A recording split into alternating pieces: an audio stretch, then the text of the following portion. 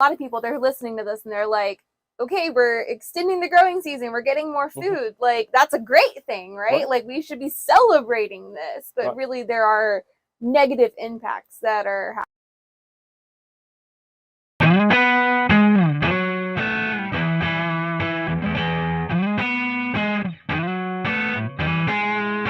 Hey guys, it's Candice Jordan here with the Carolina Weather Group. I've got on my different hat today, but we are at my work location, the Schiele Museum of Natural History. We're out here on the farm. It's a little misty out when we're recording this, but all good.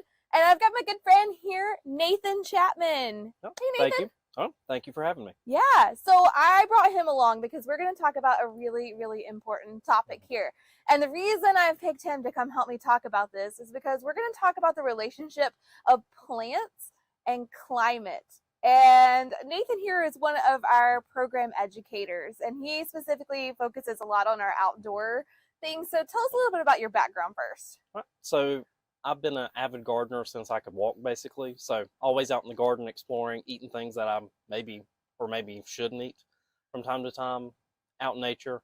I did eventually go to NC State University, get a Bachelor of Science in Environmental Science and Plant Biology. So know way too much about what's going on inside of a plant. Not too much. But generally that interest and that passion carried over into agriculture, gardening, and then just wanting to be able to share that. So that's kind of like my background. Yeah. So when I asked Nathan if he wanted to come talk to me about plants and climate, and I was like, can you talk for at least a few minutes about this? And he was like, no problem. No problem. Got this. Hours could be spent. Right. So for those of you at home, I don't know if you've noticed this over the years, but you may have noticed that certain plants are blooming a little earlier. You plant them a little earlier. They're getting a little later in the year. What you always expect is kind of shifting and changing a little bit, right? Definitely. Tell us a little bit about that. So the largest shift has been that our spring frosts have moved back in time. So you can grow things like summer vegetables earlier, and our fall frosts have moved back also. So you can actually grow things later in the year than you normally would. So there's benefits and trade-offs with both of these, but we'll kind of get into the details of that in a moment. Yeah, so what are some of the broad impacts of the climate crisis on agriculture? We've kind of heard this about climate crisis, with temperatures globally that are increasing. We're seeing more natural weather events that are borderline, not so great for the environment. So tell us a little bit about how that's kind of impacting agriculture. The largest thing is that our normal weather patterns, normal temperatures, normal rainfall amounts, everything's kind of becoming more extreme. So if we're going to have a drought during the summer, it's going to be longer and drier.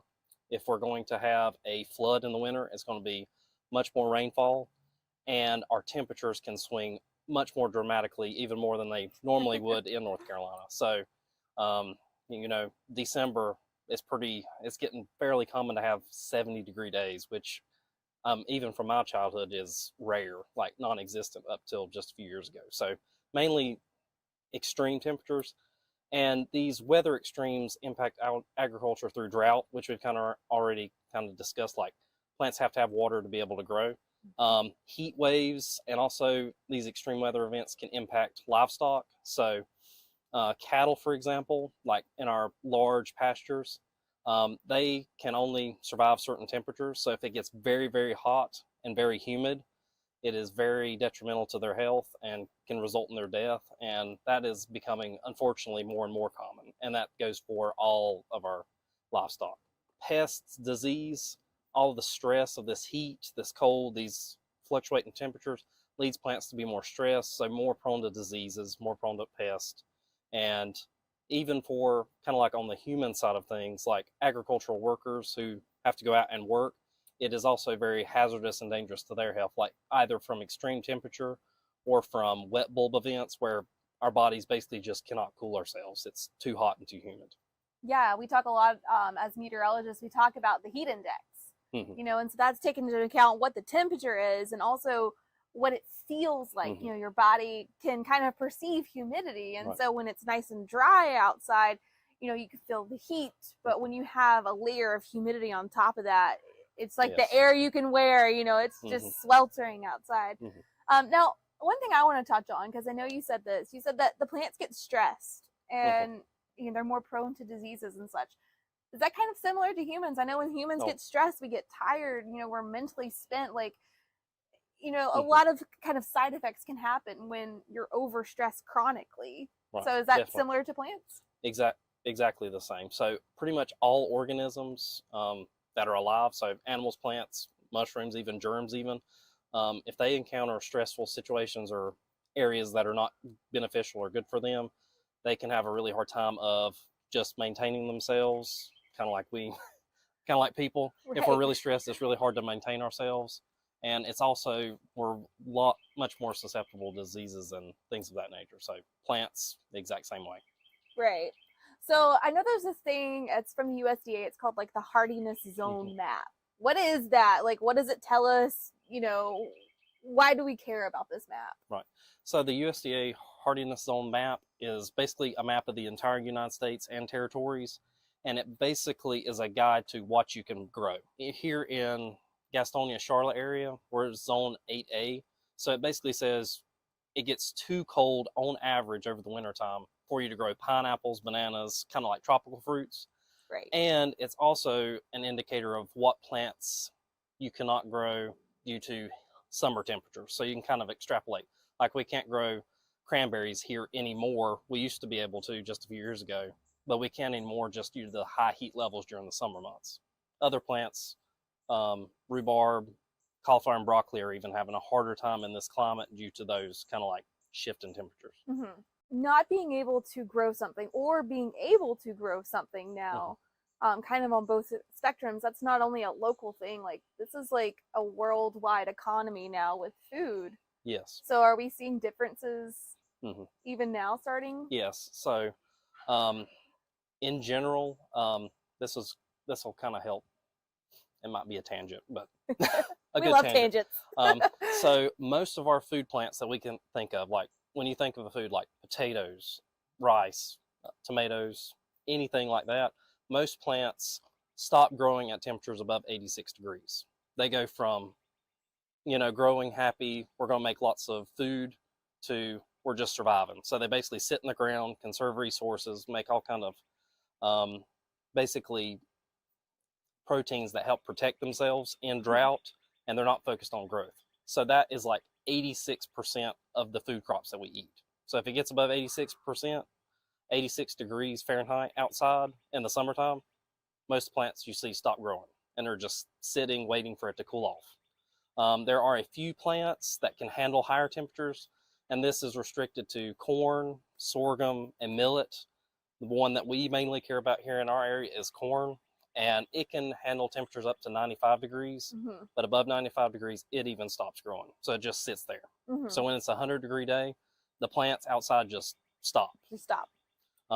And above that, you've only got things like pineapple, agave, and certain cactus that can handle the crazy The extreme extreme temperature. heats. Yeah. So, trying to get back to the question, basically, all of our growing areas are going to have to either start like adopting plants from further south, or if you're in southern hemisphere, kind of thing closer to the equator, adopting those plant species to grow farther north.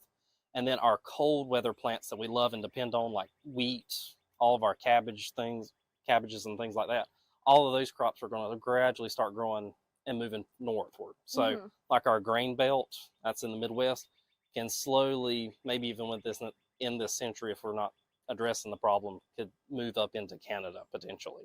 So devastating impacts that it's just going to take a lot of cooperation on human and countries scale of like working together so we can, have food and kind of accommodate our needs. So this hardiness map, I mean, it's literally showing kind of these different zones. How often is it updated? Because it would be really neat to see, even like you're saying, even in your lifetime, you've noticed that like cranberries aren't a thing around here anymore. Like how often does that map get updated, and can we see the trends over time? So I don't believe that there's a set update time. I believe it's as needed. I believe there was an update in '89, one in 2012, and those largely stayed the same from 89 to Mm-hmm. 2012. From 2012 to 2024, 12 years, over half of the U.S. has shifted 5 to 10 degrees. Like the average cold winter temperature has Mm-hmm. shifted 5 to 10 degrees warmer in 10 years. And this region would normally get down to like 5 degrees, but now Mm-hmm. our average is only getting down to 10. And if Right. that holds, will be similar to like central to lower Georgia within a few decades, which is kind of concerning. Well, I mean, even, we were working on an event in February, and jokingly, we were like, man, I hope it's one of those like 70-degree February Yes. days. But like, when you think about it, decades ago, you really wouldn't sit there and be like, oh, there's a good chance maybe we can get that 70-degree February day. So, you're seeing these climate change, happening, and it's not only impacting human health. I feel like that's all we hear a lot of. Yes. Rightfully so. I feel Right. like to get humans involved in helping to repair the climate, you have to make it human centric. But Right. plants are definitely involved too. Mm-hmm. Back with more, Carol. Have you ever seen what an indoor environmental assessment looks like in a commercial building or business? During a full assessment, we collect data throughout the building and compare the measurements room to room. We can also collect samples that go to a lab, such as the small cassette shown here, which will be analyzed for types and amounts of mold in the air. We follow up with a physical inspection, looking for moisture sources and using moisture meters to determine if any of your building materials are wet. Go-ESG.com or 336-373-153. Extended conversation in just a moment, but first to our question. When can you start gardening safely in the Carolinas? Well, as we've been talking about, that date's getting a little bit earlier and earlier each year, but let's look at this data from the North Carolina Climate Office. Most of the Carolinas is in green, so that really puts us at about tax day, somewhere between April 8th, April 15th, maybe as late as April 22nd. That date obviously gets later into May, almost June in some places, as you make your way to the higher elevations of the western North Carolina mountains, and earlier as you make your way to the coast, where it'll be a little bit warmer, a little bit earlier, and so you might be able to start planting some of those hardier plants by the end of March. This is a look at the latest date in which we can anticipate seeing a 32-degree freeze in North Carolina. What about South Carolina? I don't have a map, but I have a chart. So just to kind of look at some of these numbers here real briefly for you, again, we're zeroing in right now on the 32-degree threshold of most likely having that last hard freeze. Aiken, March 22nd, Anderson, March 19th. And so this is those dates where you can expect the temperature will hit 32 degrees for the last time that winter as we head into the growing season. Charleston, that date is more like February 13th. So you can certainly start a little bit earlier there along the coast. Chester in the greater Charlotte area, you have to wait more to March 21st, maybe even to the end of March. Our friend Chief Meteorologist Brad Panovich at WCNC Charlotte, he really emphasizes wait until tax day, wait until we get into April. In Columbia, that date again could be as early as February 26th, but as we've seen just in the past week or so, we still have the possibility of some really cold at or below freezing mornings in portions of the Carolinas, even during the month of March. So you have to watch that very carefully. Lawrence, 32 degrees last date, about March 27th, give or take. Newberry, that date is more like March 20th. Orangeburg, March 2nd. So there's a widespread, of course, because the climate and the weather is so different across the Carolinas. We have both of these resources linked for you right now in the description of this show, wherever you are watching or listening. Let's get back out now to the Schiele Museum. Some strategies that maybe farmers or gardeners can do to kind of approach this head on. So the largest thing is kind of anticipate. So if you're accustomed to, a cold snap, anticipate a stronger or harder cold snap, or maybe later or earlier. It's very hard to predict the weather patterns. But kind of have an infrastructure in place to kind of protect against that. So one example would be if you anticipate a drought during the summer, have some way of some ready access to water. So either ponds if you're like larger scale, or even rain barrel if you're like a smaller home gardener, or like mulching your plants very heavy to conserve as much water that does fall, so the water stays where it needs to be, right? And that's largely kind of like some things that we can, like on the home scale, that we can kind of think about. Other strategies would be just to be kind of aware of where our food comes from.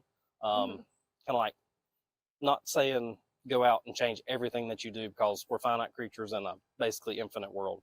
But kind of pick and choose things that you'd like to improve on, diet wise or whatever, and kind of, pick the best option if you are able to do so. What's the most surprising plant change that you've noticed? Or, since the newest update, like, what's something that's just really shocking to you in the Carolina area? So peach trees are a fairly good indicator. It's like one of our first fruit trees to bloom. Currently, we have some blooming out on the farm, and it's slowly been incrementing back, like maybe just on average, maybe a day or 2 days. But now we're moved up to maybe even like almost a full month earlier than we would normally anticipate. Jonacles are another really good indicator. Jonacles or buttercups, nasturtiums, things of that nature. So are there plants that, you're saying like the peach trees and stuff, are there plants that kind of alert you to, like, or signal you that, hey, something's kind of amiss with the climate? I mean, definitely so. So, I mean, just looking at any tree, pretty much, they're slowly waking up earlier and earlier every year. Even plants that we don't expect to even like leaf out until late April or even into May are now leafing out in mid-April. So things like black walnut and pecan are normally very late leafing out, but they're slowly working their way back to make the most of all the warm, fair weather and maybe grow bumper extra crops. But they're just trying to do their thing, trying to make it through. So one question I have, we have these kind of extended growing seasons. Does that have any impact on the soil health?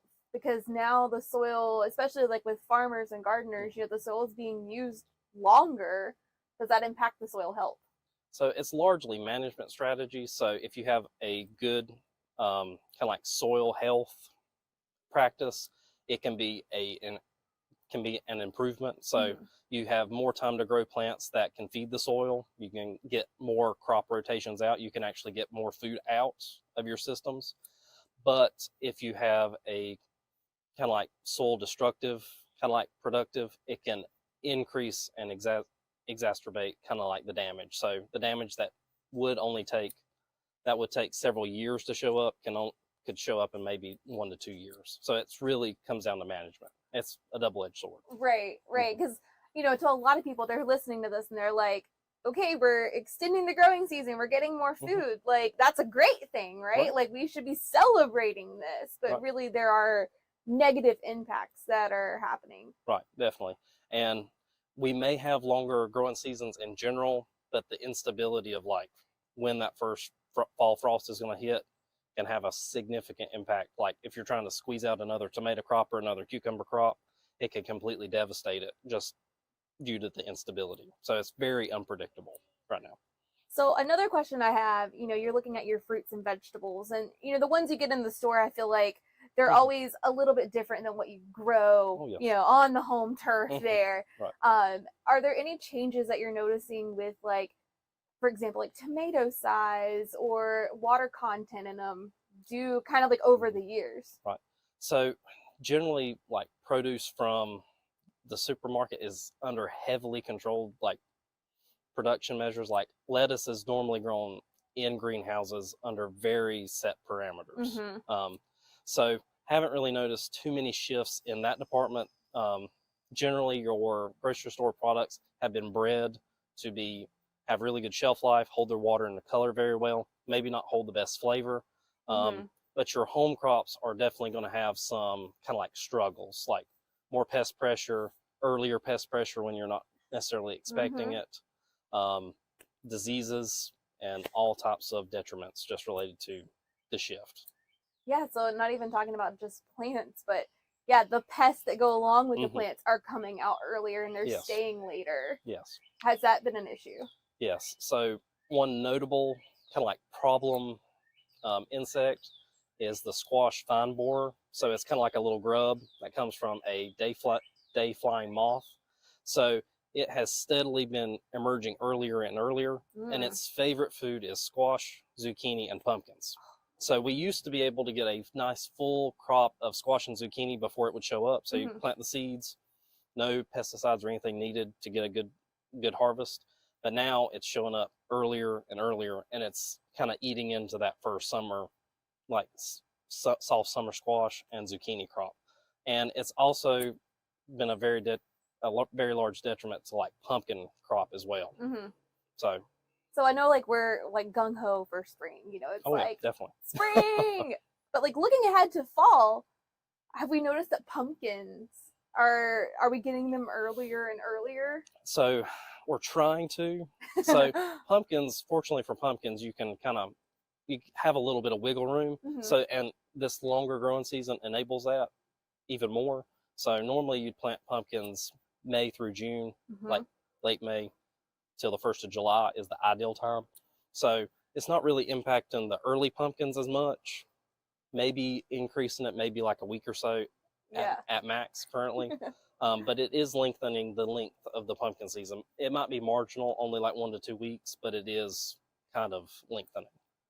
All right. So I'm going to put you on the spot here. Okay. All right.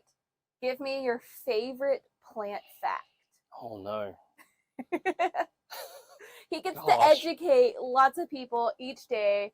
And I know he's got like a wealth of knowledge up here. So we're going to impart a little bit to you guys today. So what's your favorite plant fact?